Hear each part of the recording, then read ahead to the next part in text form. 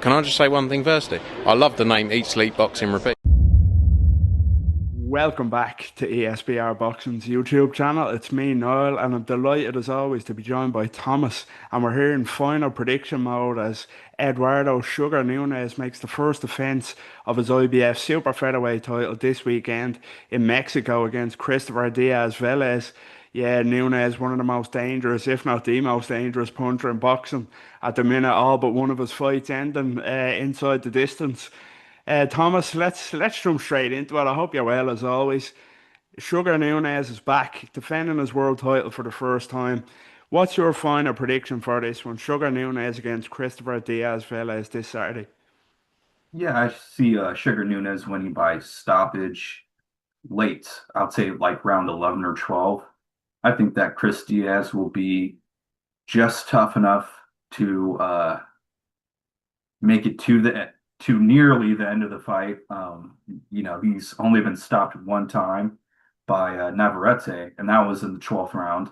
Other than that, he's normally regarded to be pretty tough, and I think he will hang in tough till late. But I just think Sugar Nunez, only has one fight that went the distance, and that was this last one against Masanori Rikishi, who is a pretty solid fighter. So, um, yeah, I see him being able to get Chris Diaz out of there. I think he is at this point in their careers leagues above Chris Diaz.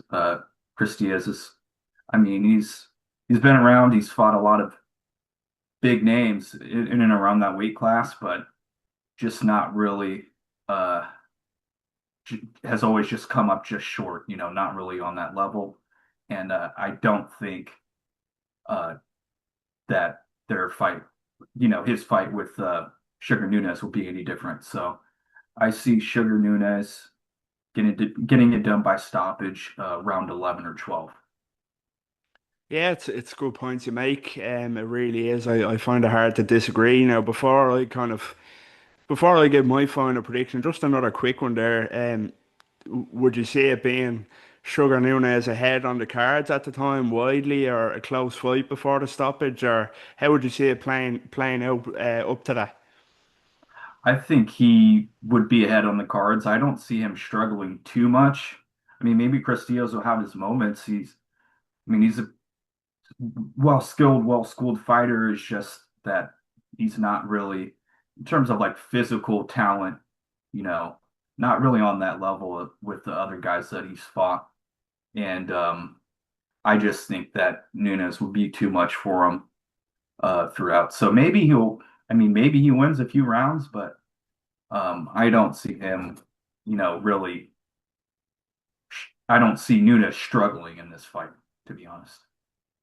Yeah, no, it's hard to disagree with anything you've said there, really. I'm going for a Sugar Nunez stoppage as well. Not surprising. I don't think we would have been too different on this video, but yeah, I think he should get him out there. I'll go a bit earlier than you. I'll say maybe 8 to 10.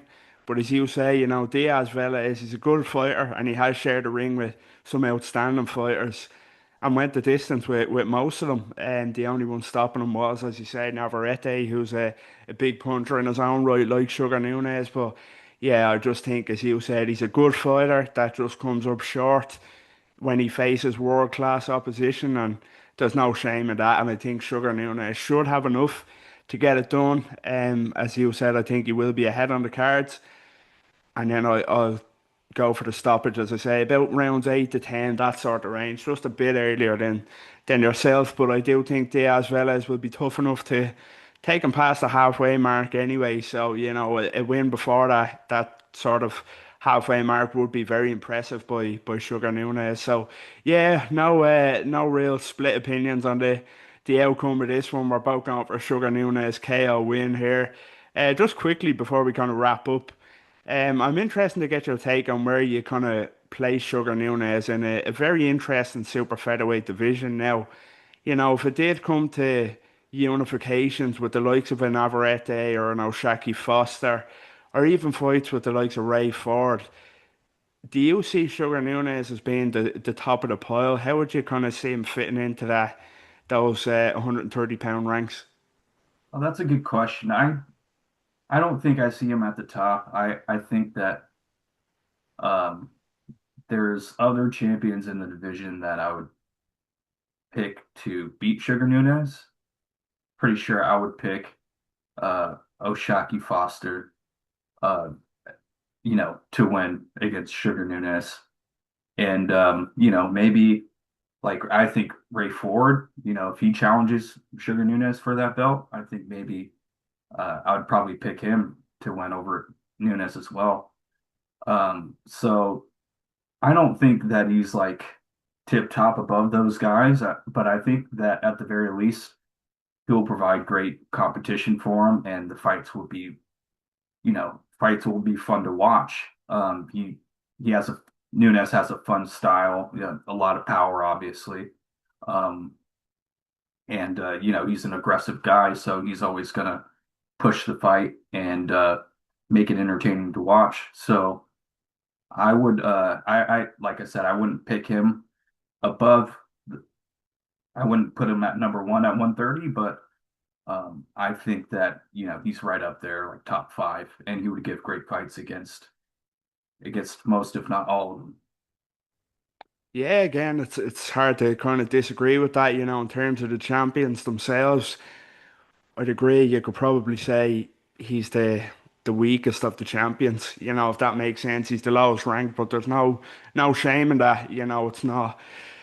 He'd give them a hell of a fight, as you say, with his power, with his aggression, and there's some fascinating style options there. You mentioned the kind of bull versus matador matchups against the likes of an Oshaki Foster or Ray Ford. And then you've got, if he was to fight Emmanuel Navarrete, which would be an absolute bloodbath, that'd be a phenomenal fight to watch.